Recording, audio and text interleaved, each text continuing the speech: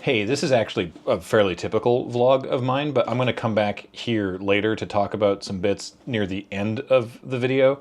So I wanted to establish that now so that it's not a surprise because of the narrative of the vlog, I guess. Also, it's broadly speaking about going to see Justice, and unlike King Giz, they have not released any of their albums under Creative Commons license. So the music for this vlog is once again going to be King Gizzard, and no, it's not. The editing that was challenging. All their time signatures are weird, so I'm going to be going back to the more traditional 4/4 time signature instrumental hip hop that I get from Artlist, that's not sponsored. It's just that people keep asking me where I get the music, so that's where it's from. Okay, I'll catch up with you later.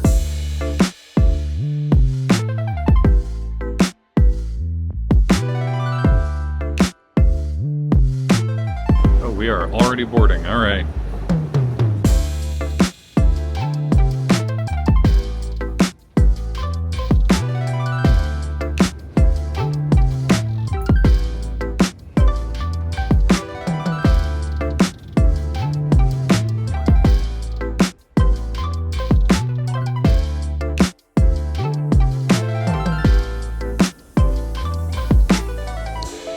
The state of BC Ferry's breakfast has fallen dramatically since lockdown. They never brought the Pacific buffet back, which is what I would normally be doing on an 11 a.m. sailing, because 11 a.m. was tended to be the last one that you could get the breakfast buffet on, and I do kind of miss the corned beef hash. I actually quite like the White Spot food. It's called White Spot. If you're not from here, don't worry about it. It's not as bad as it sounds. Their food is fine. I just don't feel like starting my day with like a burger or a salmon salad. So instead I'm starting it with a prepackaged apple strudel.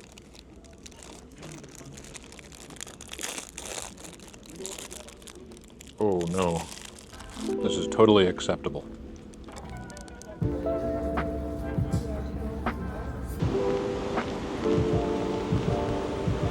It's a very Pacific Northwest day again. I'm currently on a BC ferry heading through Active Pass, which is about halfway through the crossing, and so called because it's active.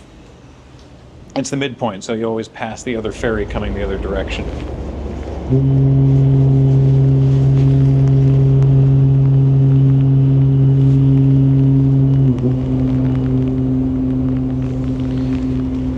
It's not a shipping route, but other boats, other ferries, obviously, even marine life use Active Pass as a way to get between the Gulf Islands, where we just were, to the Strait of Georgia, which is one of the bodies of water that make up what is nominally referred to as the Salish Sea.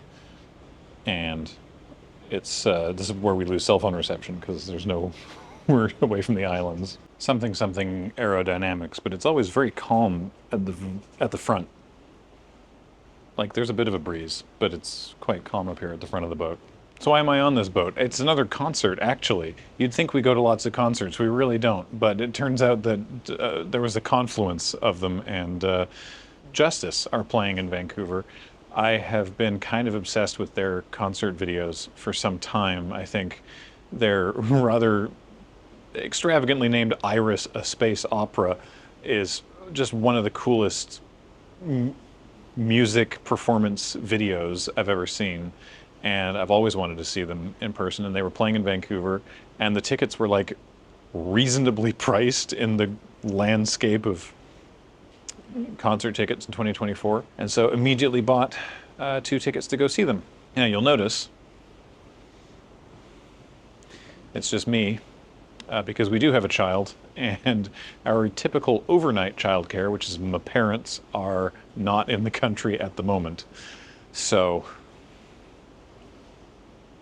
I'm going and Kathleen isn't, which is very nice of her.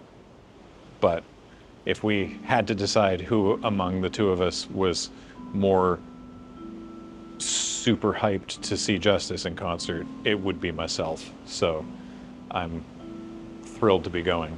This particular ferry is the Spirit of Vancouver Island, It's one of two ships, the Spirit of Vancouver Island and the Spirit of British Columbia, which were both put into service in 1994 when Victoria hosted the Commonwealth Games, the motto of which was "Catch the Spirit of '94."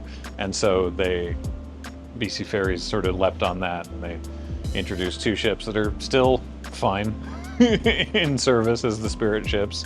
They've since added two more ships around the time of the Winter Olympics in 2010, the Coastal Celebration and the Coastal Renaissance. And in between those ships was the intent to add some other different boats, but that became a boondoggle. I think I just saw a porpoise. One of the things I've always appreciated about Justice's performance is how they sort of know that, like, while they do perform the music live, which I know you might not expect from primarily electronic performers, like they use a lot of samples and stuff, but they're literally doing all the stuff live on the stage, which I find very impressive. They do sort of fundamentally understand that that is just two guys pressing a bunch of buttons, and there's not a lot of visual interest, and so they tend to go pretty hard with the lighting. And for their video Iris, which you can find on their YouTube now, I had to find it through other means years ago. The lighting, and specifically like the lighting rig itself, is almost shot from a cinematography perspective as another performer. It's kind of hard to explain, but it's sort of like it is treated with the same weight as another performer on the stage in the way that it's filmed, which I find very interesting. Something Kathleen and I talked about in the car on our way to go see King Gizzard, which I didn't end up using because there was some audio issues and it went on for a really, really long time, as we were talking about sort of our top concerts that we had seen and where Giz at the Gorge sort of ranked in there. And I didn't have like a actual power ranking, but I had 5 shows in the big concert category. We divided it into big shows and smaller venue shows. I had 5 in my top 5 in no particular order, and 2 of them were at the venue I'm seeing Justice at tonight, Pacific Coliseum. Not because of the venue. The venue isn't great, but the shows were good. If you're curious, my top 5, in no particular order, just my 5 top big shows were King Gizzard at the Gorge, Radiohead at Thunderbird Stadium at UBC, the Gorillaz at Key Arena, formerly the Key Arena, now the Climate Pledge Arena, I believe, after renovations. A double headlining show at Pacific Coliseum of Franz Ferdinand and Death Cab for Cutie, featuring memorably the like extra further encore of Franz Ferdinand playing This Fire they just came and laid out a whole bunch of floor toms in a big semicircle, and everyone from Death Cab and the opener, the Cribs, came out, and every individual person had their own drum that they were just wailing on while playing This Fire, which was very cool. And of course, what we've referred to before as Kathleen and my first date was the Beastie Boys at Pacific Coliseum in 2004. It was amazing. It was such a fun show. R.I.P. MCA. This little dogleg hallway between the very front of the boat and the side of the boat is always where we would come to get absolutely obliterated by wind, because if you stand just here, it's very windy. It's actually doing not that bad now. I think we might be turning, so it's probably windier on the other side. But like, all the wind gets funneled right through here, but up at the front and down the side is actually, it's fairly okay. It's reasonably windy here. This is compelling content, right? Watching a man find the wind.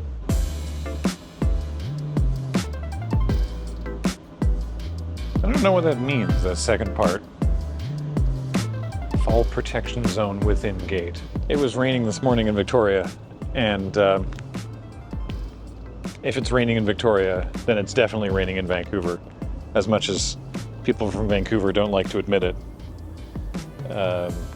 Literally, Victoria gets half the precipitation that Vancouver gets, which is a fun fact that I find most fun because people from Vancouver think we're making it up.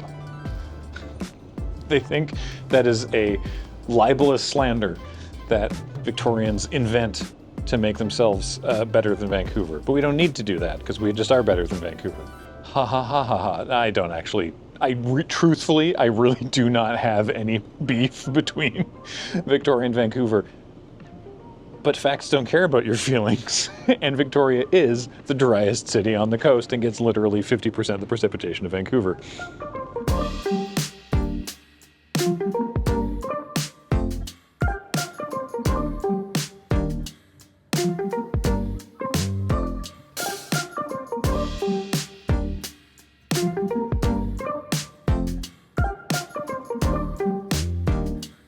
All right. That's the bus to the SkyTrain, and now it's the SkyTrain to downtown. This whole process takes hours and hours.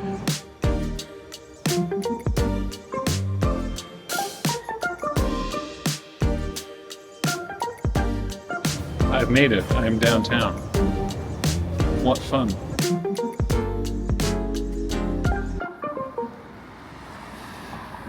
I actually cannot recall the last time I came to Vancouver by myself. It might have been to visit Kathleen when she lived here, which was some time ago. They've installed a new wall.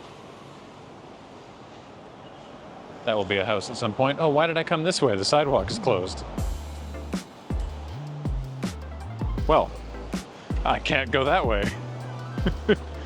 I will simply go around.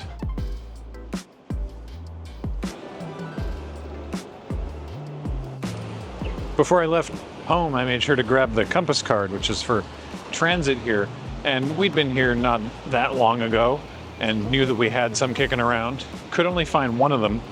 I checked the balance on this one on the website, and it was most recently used December 2018 at 8 p.m. So it's not one of the ones that we used when we came over here as a family a few months ago. So I have no idea what that trip was. That might have been one of the old Magic Grand Prix. We're just approaching what I'm sure Kathleen would wish me to remind you is a clock of lies. The Gastown steam clock. The forced meme of tourist attractions. It's only relevant as a tourist attraction because people said it was. I almost said we. I didn't say that. Like everyone's getting ready to record it. It's a clock. What goes fst? That's it. That's all it is. For more on the Gastown steam clock, go look at our Mario Kart in Vancouver video. It is wet here, but it keeps oscillating rapidly between it. If you know, you know. Sometimes I need to put my hood up, sometimes the hood comes down. It's up and down pretty constantly. Just spotted influencers in the wild.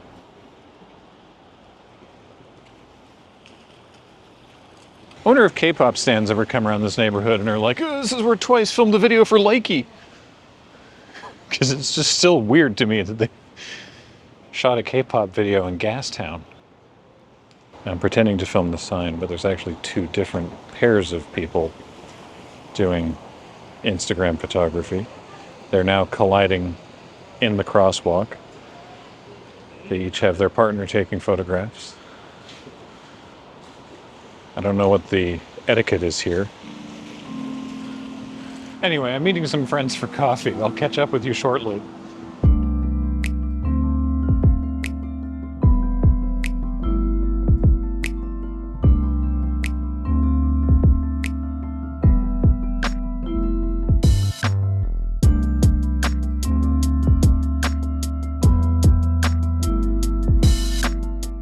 Coffee thus acquired. I have also acquired an Andrew, and we're heading over to Matt and Meg's place because we're all going to see justice. Yeah. And to see justice and seek justice as well. And so we're going to go get some food beforehand and Okay, funny. So here's a funny story. I get a message from Alex asking, "Hey, I see that you're in Vancouver.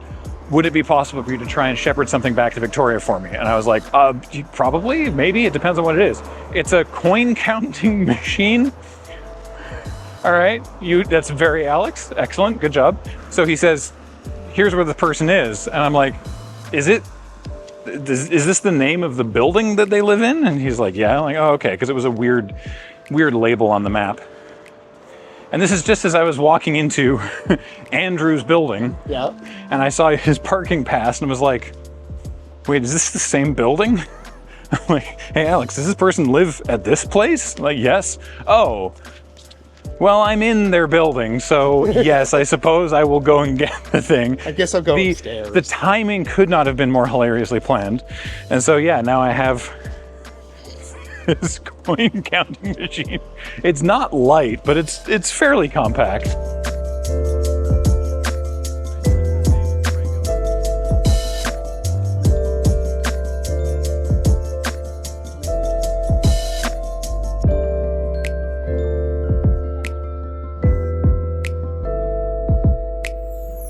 Now, I didn't record very much at the show. I just took my phone with me, but I wanted to talk a little bit about what it's like seeing Justice perform, because it was pretty amazing. One thing is that their live shows are nothing like their albums in that they mash up their own music with their own music. One reason I like that is whenever a band is touring to promote a new album, there is a tension between people who want them to play something off the new album because that's the new thing they're vibing on now, and then people who want them to perform stuff off the earlier albums because, you know, that's what they know and love. And often those are the same people, but there is this tension between sort of what are we going to play, the new stuff or the old stuff. And Justice's solution to that is to say, great, we can do that. What if we did both of those things at the same time? At our show, they had a mashup of DVNO from Cross, their first album, and Incognito from Hyperdrama, their newest album. And apparently that was a brand new mix that was debuted at the show that we were at, which was amazing. As I mentioned earlier, you know, it's just, you know, they have keyboards and stuff, and they are performing, you know, like they're doing melodies and bass and stuff, and they have their drum machines, but they are just sort of ultimately pushing buttons. But I appreciate that they're not just like, and we're going to press play on a laptop and, you know, like let her rip. Obviously, it's all planned because they have the lighting and everything, but I do love that. But let's talk about the lighting. I've seen a lot of concerts, and short of maybe Godspeed You Black Emperor, who has a projectionist as a member of their band, and does very interesting like art projection film visuals to go with the music. I've never seen anyone care about the staging as much as Justice. Their lighting designer, Vincent Larison, is an absolute genius. And the work that he does on their show is astonishing. As we arrived at the venue, the opening act was playing. It was a local DJ, and the room was filled with fog, and there was light coming out at the audience from a bar at the top so that you could not see the stage. There weren't curtains or anything, but because of the light refracting through the fog, there was no sort of warning for what was on stage. And what was on the stage was an amazing array of lighting.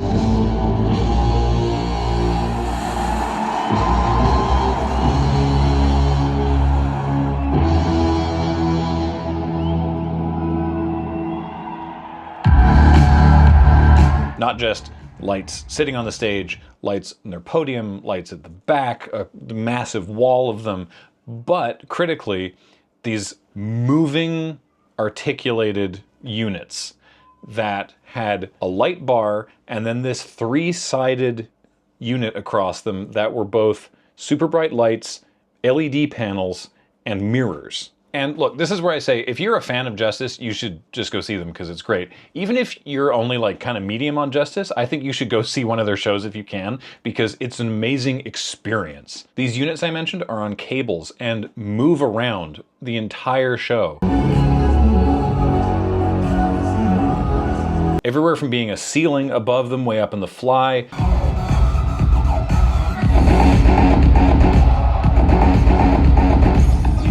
turning sideways and integrating with the background.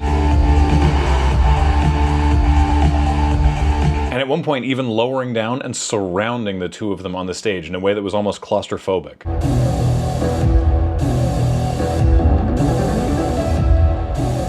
Something that leapt out to me was the lighting during Stress, because it's the same as the lighting that they did for Stress in Iris, that video that I mentioned. Again, you can watch on their YouTube. And I took this as sort of like, it's almost like a greatest hit of the lighting as well.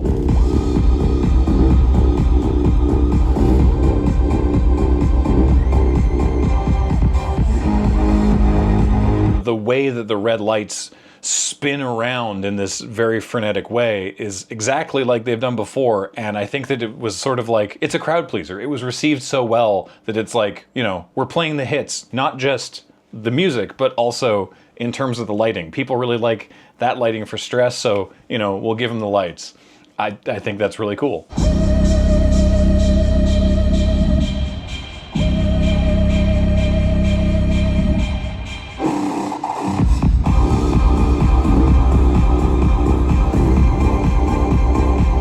I could talk for even longer than I have about their lighting. I think it's astounding. Go watch Iris. I'll link it below. It's just an amazing experience. If you watch Iris, you also get the added layer of the cinematography, where again, they treat the lighting almost like another performer in the way that it's shot. It's very, very cool. They're so smart in how they've created the lighting rig and set that they have, and more importantly, in how they use its capabilities.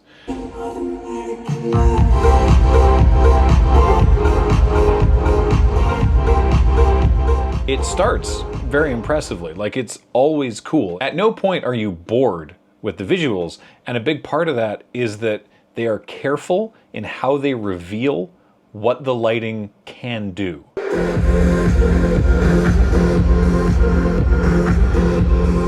It starts fairly normally, but then stuff starts moving and twisting and changing, and then new things happen, things that you didn't think the lights could do.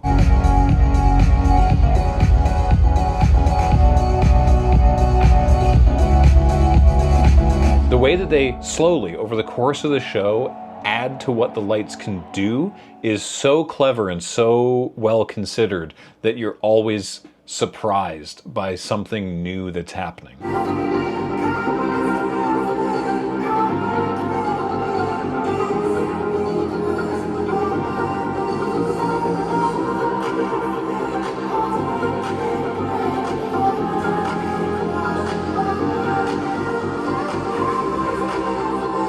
At one point that I wasn't quite able to capture on camera, because I was trying to just like enjoy the show and not just spend the whole time filming it, so I only have little bits and pieces here and there.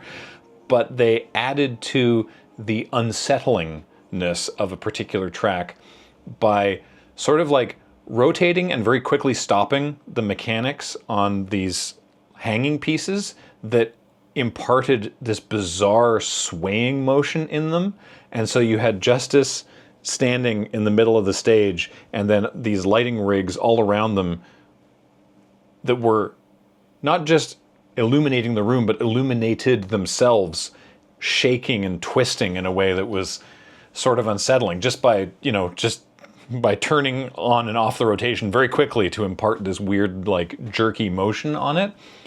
Just very clever to, you know, use everything at your disposal. The show itself, inclusive of the lighting, everything about it was amazing. Because they're mashing up their own music with themselves, they did a hour-plus set that was sort of like, hey, here's our entire catalog in an hour. And then they went dark and came back and did an encore that was sort of like, here's all that again in 5 minutes, which was amazing. Then they went away and came back and did like a 16, 17-minute encore that was totally new mixes of stuff. It was very, very, very cool. It's possible that you might not get as much out of it if you don't know the music, or at least like recognize like, oh, that's, yeah, I'm familiar with that sort of little bit. But I, as someone who has listened to all their albums, it was phenomenal. And I think that even if you didn't know their music that well, it would be just a pretty spectacular audio-visual treat. I've gushed long enough. Here are any remaining clips that I managed to capture that I haven't used. Hopefully the audio doesn't get the video demonetized. Please enjoy. This show rocked.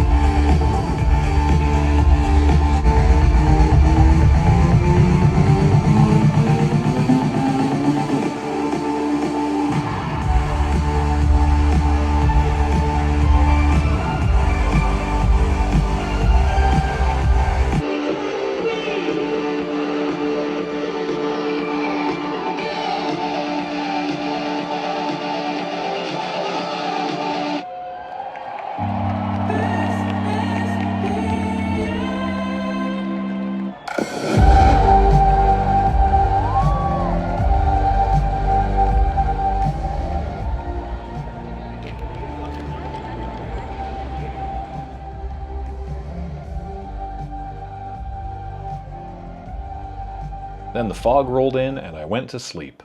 And the next day, I was very, very tired and basically didn't record anything on my way home. Justice was great. Thank you for watching.